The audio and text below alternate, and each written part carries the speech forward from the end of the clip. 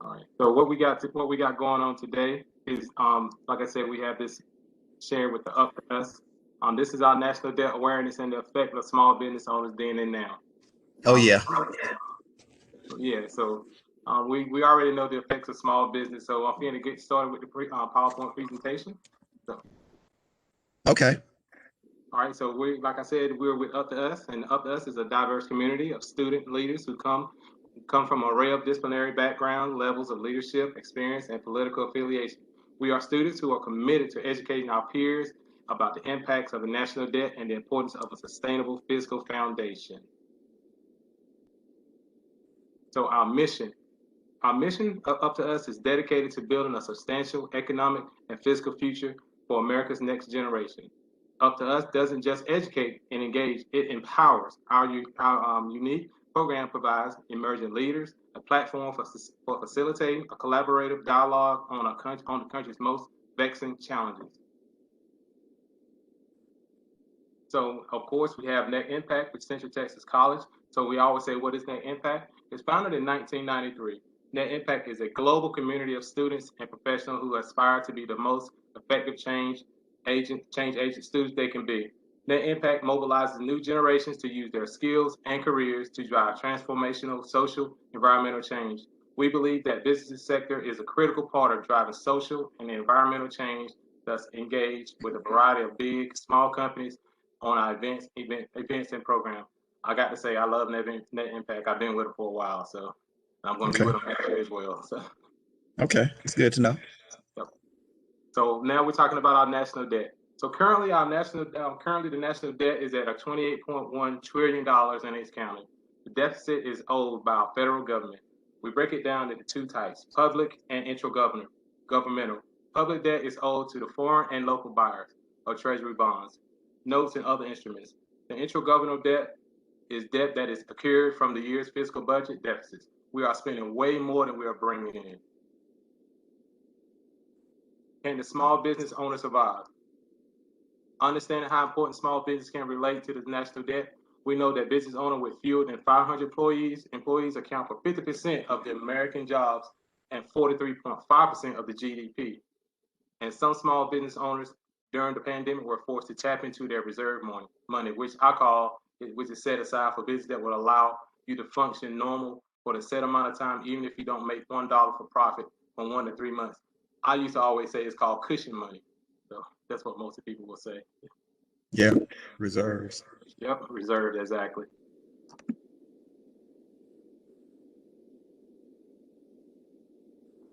So small business owners have experienced a great impact since March 2020 from the impact of COVID-19. Many were faced with the ultimate decision to either close their doors for good for the lack of business, reduce their staff, or temporarily shut down until further notice. Make no mistake, we all know how it is to make tough decisions. We also know small business is the lifeblood of the U.S. economy, and that comes from our greatest professor, from Professor Ledger. If you got time, I want you to watch this, this small short video. Okay.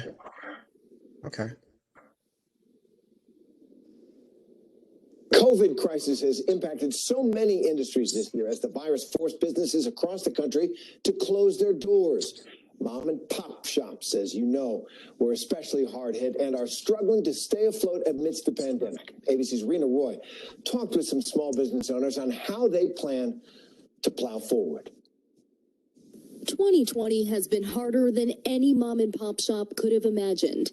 Really taking a toll on small business owners this year, financially, honestly, in every way possible. 9 months into the COVID-19 pandemic, many of them are hanging on by a thread. We don't know from month to month where our income is going to come from. I just really encourage everybody to shop local as much as you possibly can, because you're not supporting companies with millions of dollars. You're supporting a mom and a dad and a child. That's why Small Business Saturday was a lifeline more than ever this year. If Friday and Saturday had not happened, we weren't going to make it through the end of the year, because because we didn't have the sales and the income to support the business anymore. Small businesses are a major part of the U.S. economy. Nearly a quarter of them remain closed.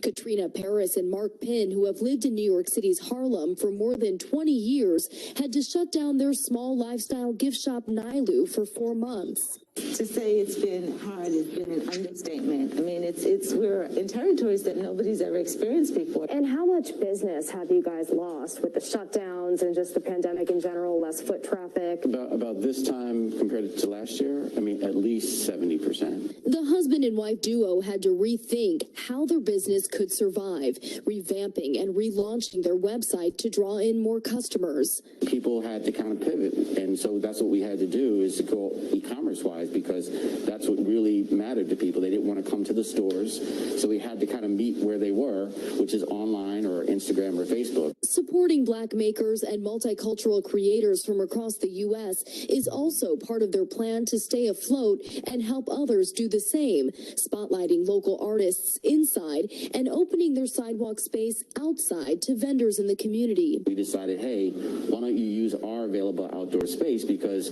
there's no flea markets, there's no vending opportunities. We said, look, no fees, no costs, just come out and hustle and you know, and make some money. And why do that? Because I know you guys don't get any of the proceeds. You know, why reach out to the neighborhood and open up your space? Because Nilu started with the premise of being a platform for local makers. So it just made sense to extend that. Paris and Penn opened Nilu in 2015 when they realized the neighborhood was in need of a shop that reflected its culture and diversity. 5 years later, staying true to their purpose. On Small Business Saturday, everyone there felt the love. It's huge. I mean, we needed, you know, the attention, the focus, and thankfully a lot of people have been responded that way. They want to be conscious shoppers. They wanted to think twice about where they're spending their money. It definitely gave us a boost. Just shop small, shop local, shop conscientious, and put your money where your mouth is. And it's not just Small Business Saturday that makes a difference. Business owners say shopping local will be especially important over the next few weeks as people pick up those holiday gifts. Diane, Terry. Hi, everyone. George Stephanopoulos here. Thanks for checking out the ABC. I always say, you know, that's important because when you shop small, the money goes right back into the local community, and you're giving right back to the community. And to me, that's very vital as a small business owner. And I know you can attest to that. So. Yes, definitely. News YouTube channel. So who's helping the small business owner? The government. By passing the CARES Act in March of 2020, in its third phase, now has 6 pieces of legislation currently to assist the large business and small business owners. So that one of them is the Payment Protection Plan. It's a low interest private loan for small business owners to apply for, to help, you know, continuing to pay their employees and other business expenses to help keep their doors open. This is a low interest loan that can be paid over a certain amount of years or can be totally forgiven. So right here we have a chart showing that how the Payment Protection Plan loan assisted small business, or all, you know, throughout the whole chart. You can see from construction all the way down to utilities what it's been used for, which is not bad at all. Okay. So the key takeaways from here, I've always say small business owners since last year took new ideas to adjust to what we were faced, such as new marketing strategies, as you saw in the video, online shopping with curbside pickup, social media, which, you know, in the video you saw was a key factor. Big businesses like Walmart and Amazon thrived during the pandemic and still at this present time. One of the articles I read, Walmart and Amazon, you know, they made billions of dollars during that time because they was able to adjust during this time as to where small business owners didn't have the funds or the strategies to make that kind of adjustment because they didn't have that kind of money to make those turnarounds like big businesses was able to do. So that's a key factor. That's the reason why small businesses will suffer during this time, which from last year on up to now.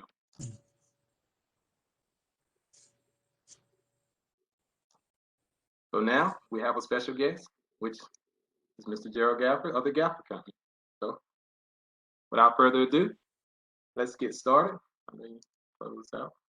Let me go back. All right. So I got to take the pledge. Oh, you will. Hold on. Let me stop. Okay. Yes, you will. That's one of the things we're Okay. going to talk about. So now we Okay. want to. I want to interview you and ask you, introduce yourself and tell us about your business. Okay. My name is Gerald Gafford, and I am the owner of the Gafford Company LLC. My business deal with health and wellness. It's my mission to help people in their fitness and wellness goals that they try to achieve. So that's the purpose of my business. Okay. And in my business, I do own a fitness gym, which is a franchise, Tap Out Fitness. And again, with the intent of helping people meet their fitness goals, whatever they are. Is it, to lose weight, get in shape, come stronger, whatever those goals are, that's what my business intent is, to help them with serving them, to assist them in meeting their goals, whatever they are. Awesome. So how long have you been in this business at this location? Um, I've had this location signed a lease back in December of 2019. And we actually had to do the remodeling, renovation, which that did not get completed because we were in the midst of doing the remodeling when COVID hit in March of 2020. So it kind of slowed things down, things Yeah. changed. And so we Yep. didn't complete the restoration and get the gym ready for opening till June of 2020.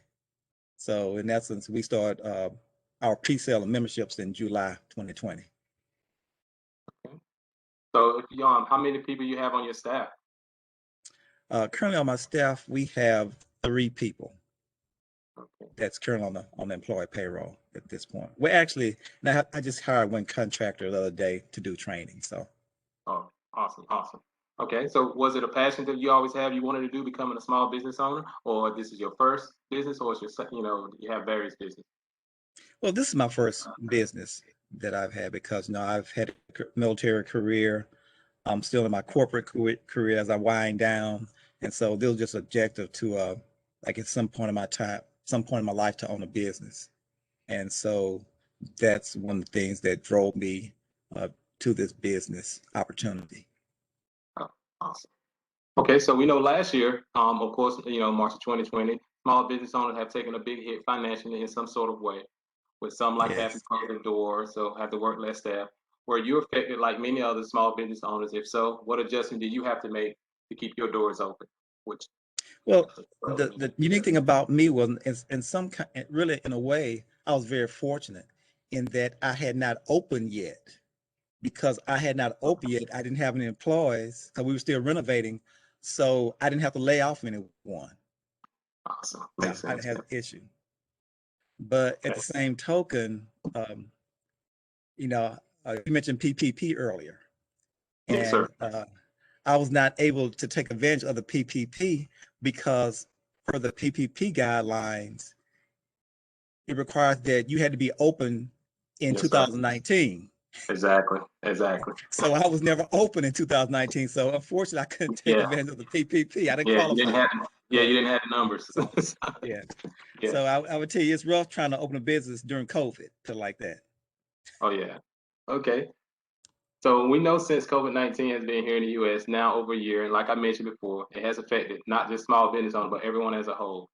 We all had to learn to make adjustments to this new norm until it's under control. What are some strategies have you done as a small business owner to help your business increase revenue, hire more staff, generate more market value to your business? Okay. Well, it's been tough in this environment, COVID environment, because typically with COVID came out, and like I said, in July, we started to pre-sale our memberships, even though we were not really we're not open. Being a franchise, I have to abide by my franchise agreement, which says that I have to have so many memberships before it will allow me to open. Okay. So with that, and actually, I just met that threshold to allow us to go fully open at this point in April. So with that, we have been doing pre-sales and doing, like I said, doing things to sign members up. And when I say sign members up, to make them comfortable. Because, with COVID first came out, one of the last things you want to do is probably go to a gym for fear of Exactly. COVID. Yes, sir. The other thing is you had the regulations, state regulations which restricted gym use. Actually, gyms were closed from March, a period in March till I think it was June time frame. Yes, sir. It was. Yeah, mine was closed. Yes, sir. Yeah, it was actually closed. And then after when it was open, you're talking about maybe 25%, 50% capacity, occupancy that you could use. So it has really been tough. And that has lasted really till this March when the governor relaxed all the restrictions on the gym business and said that the fitness industry and said now you can open at 100% capacity. And that was just about a month ago. Okay. So so have you seen an increase in your people traffic since then? Yes, since like I said, and during that COVID period, this July through March, it's a challenge, and we had to do certain things to try to get people interest. One thing we did was offer some demo free classes, Yeah. to get people to come in to try the classes and enjoy the classes, but also get them comfortable in this fitness environment, in this COVID environment, to show that it was safe. And we did some things to make our gym safe. We had it coated, treated for our bacteria, to kill our bacteria, to include COVID for up to 3 years. So we did do some applications to make our location sterile and to make it safe as possible from COVID. Oh yeah. But it's getting the members to come and being comfortable. And so we have noticed since the gyms are 100% open now since March, people have more interest, and we have actually been signing more members up. Oh yeah. People are more comfortable now. Also got the vaccine that's going out now. People get more vaccinated, so people feel a little bit more comfortable now. Yeah, get rid of that COVID weight too. So yeah, they won't get rid of COVID weight. That's another thing. You're right about that. They said the average person gained about 15 pounds with COVID. So exactly, because they want to sit around and eat and nowhere to go. I mean, even so much you can do, walk around outside. Yeah. And, so I agree. So, that's good. Yeah. Okay, so my last question for you is what is your take on the future of small business owner moving forward? And the adjustment that you think they will have to make. I understand the FER guidelines, but I understand now. We understand we're walking into. My professor always said we're walking into a new norm, but I understand now that they're lifting the guidelines, but some people still not comfortable. So what is your take on it? No, you're right. You have some people who are not comfortable, and that's what we're seeing in the gym industry and fitness. During that period, say from last March till this March, a lot of people, since they couldn't go to a gym or weren't comfortable in going to a gym, they in some cases, got creative where they built their own gyms at home. They started doing the Peloton. They started doing the mirror. They started doing other forms of exercise, things that they could do at home to do their exercises. But at the same time, you still got those people who realize that I'm more motivated when I come to the gym because I'm only going to do those exercises for so long till they get kind of boring. I want to do something different. Yeah. So we'll still have those people that come to the gym because they want to be part of that training exercise, that group, because that group has helped motivate them versus them being motivated on their own. Yeah. And then, like I said, some people want to leave home. Why you want to be home all day, work out at home? So why you want to be home all day? Yeah. So you will see that, and that's what we've been seeing also. Other dynamic also what's going on now is people are returning back to the workplace. And so their schedules are changing, where they were working out at home because they work from home. Now they're going back to the workplace. Exactly. And the schedules are changing. Exactly. So we're seeing that too. As we had some members would come to our gym in the evenings, now they've switched to mornings because their work schedule. Exactly. Yeah. So you got the interaction too. So the interaction is key as well. So yeah. But going to your point of from a small business going to the future, COVID has impacted and has changed some behaviors when it comes to fitness, how people work out. Like I know multiple people have their own home gym now. And some people, like I said, that's what they'll probably stay with for now. And then again, you have those who like the gym, who want to be around people to get those coaches to have them motivated. for the workouts. Yeah. So it's gonna be interesting, and the market to the right people will be challenging for the small business owners. And the thing is, for us, is you just never know what's gonna happen next, what's in the future.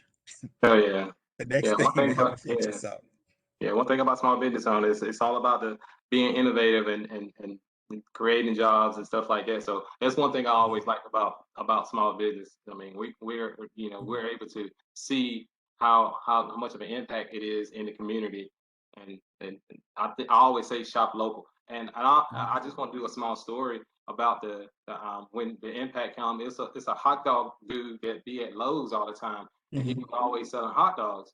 But when the COVID hit, he's of course he couldn't be there, but every time he was there, you always see him getting selling. And I know COVID affected his small business, but we will always see him there. So ever since things have lifted, he's been back there. He's been motivated. So the impact of COVID and small business has affected everybody.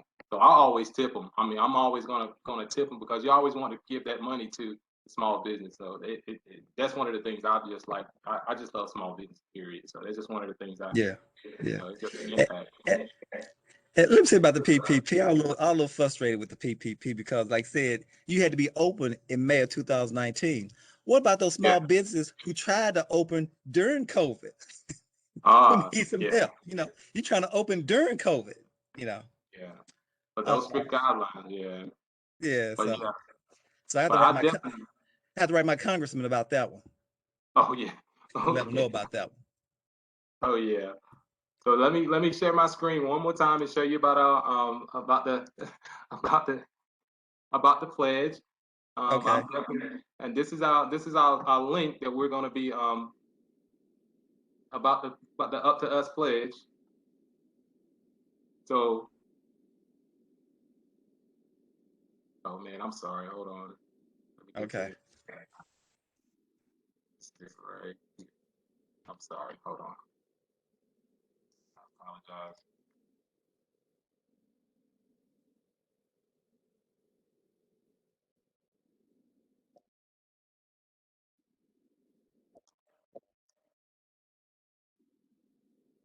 And what this pledge is, it's a direct action that allows individuals to voice their opinions.